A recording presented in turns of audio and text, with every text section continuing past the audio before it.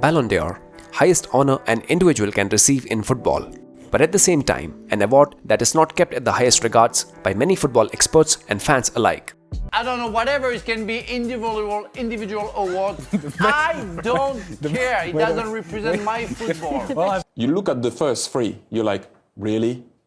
You must have looked at sometime and you must have looked at some and like, really? So it is what it is. You can't debate opinions. Do us all a favour, and if Erling Haaland doesn't win this, close the shop. Close the shop. For a long time, there was not much fuzz surrounding this award because there were two clear favourites every year, mostly, and the whole footballing world was divided between the two. So after the award, at least one of the fan base were satisfied.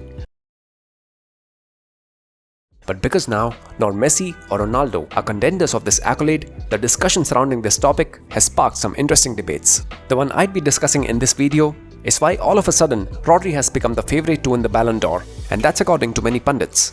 Is it a recency bias? Is he really deserving? And the candidates that were favourites before the Euros, what about them? So all of this and more coming your way. And if you like such discussions surrounding football, subscribe and comment the topic of your interest, and I'd be happy to serve. Listen to some of these clips. You can put Rodri with, he didn't win the Champions League, but has been absolutely outstanding and the best player in the Euro, won the Premier League. If we had Rodri, I'd be feeling so confident. He is an outstanding talent. If he doesn't win the Ballon d'Or, I mean, Rodri's numbers are unbelievable. So who have you got, Robbo? I would go with Rodri, personally, because I think he dominates games. He's been unbeaten for he's only beaten in one game, and that was the cup final.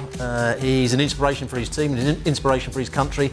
Without him, Man City wouldn't have won the title, I don't think. Without him, Spain wouldn't have won the European Championships. Well, I'm like, right now, I'm thinking Rodri.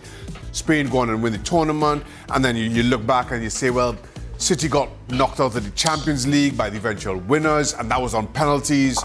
And given Rodri's contributions for City all season long, all of a sudden now, it looks like he's kind of jumped. I think he's going to agree with me here. Now, let me clarify that I'm not a Rodri hater, nor do I say that it would be the most unfair thing if the Ballon d'Or is awarded to Rodri. I'll get that. In the end, journalists are the one that vote for the winner, and they can have their own opinions, their own bias. You can't debate opinions. When journalists are involved and vote, they vote whatever they want. However you want to look at it, they vote whatever they want. There is not a fixed criteria based on which the voting is done, like the player with the best stats should win it, or the player with the highest number of trophies must win. Ideally, the award is given to that player who simply was the best throughout the whole season, and that is subjective to people's opinion, and whoever wins, people will have an argument to prove why he was a deserving winner. So my argument is not for any specific person to win the trophy instead of Rodri, but why no one else but Rodri all of a sudden has become the favourite to win. To be honest, this year, there is no clear favourite for whom we can say that this person deserved the trophy without a doubt. There are 3 or 4 contenders, and an argument can be made for any of them. And that's how people should be approaching this topic, instead of making one individual a clear favourite, like we used to do in the Messi and Ronaldo era. If we look at Rodri's season with his club, out of the 3 major trophies that Man City could have won, they were eliminated by Real Madrid in the quarter-finals of the Champions League. Then in the FA Cup, they lost to Manchester United, and they could only win Premier League by 2 points. And it can be argued that players like Phil Foden, Kevin De Bruyne or Ruben Diaz had equal or more importance in their run. Now Rodri, of course, did his part as a defensive midfielder, as a controller, and at times when he took the ball forward. But there were players in the past like Conte, Casemiro, Sergio Busquets who did what Rodri did this season, and many would argue that they were even better than Rodri in their best years. So why were they not considered to be the favourites? Why was Jorginho a midfielder who won the Champions League with Chelsea and Euros with Italy? Why was he not the favourite to win the Ballon d'Or? You see, it is hard for the mentioned players to win the Ballon d'Or because they are not attackers. They don't directly contribute for goals. They are midfielders, and no one wants to admit this openly, but the players with the highest goal contributions and the most trophies has more chance to win the Ballon d'Or. For a midfielder to win it, he must have an extraordinary season, like winning every major trophy or at least reaching the final, performing at the highest level. And only major trophy Rodri won apart from the Premier League was the Euros.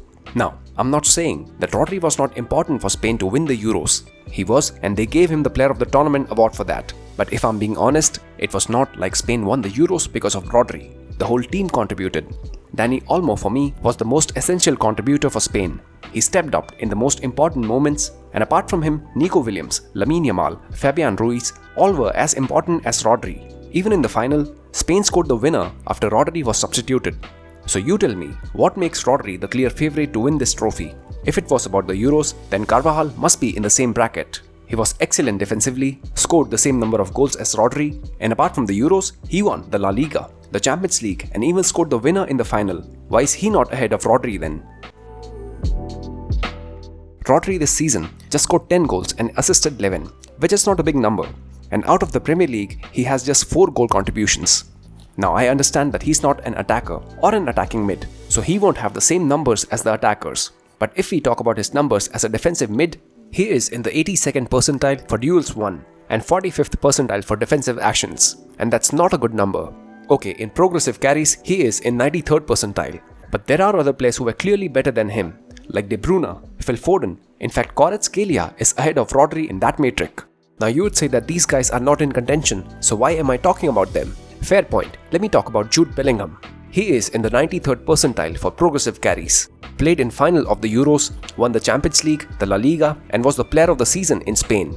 And if we are just comparing both of them, Bellingham had 16 more goal contributions than Rodri. So if we were to just discuss stats, I can name players in every category who were better than Rodri. But again, stats can be misleading and Ballon d'Or is not awarded based on them.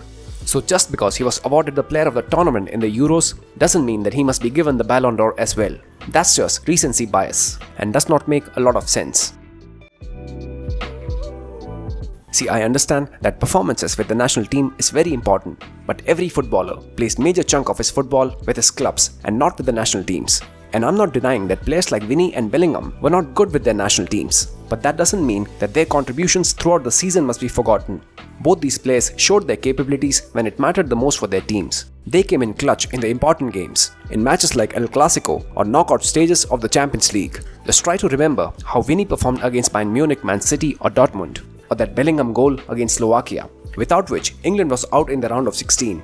See, Rodri was good and performed his role very well, but he was not that decisive player because of whom his team crossed the line.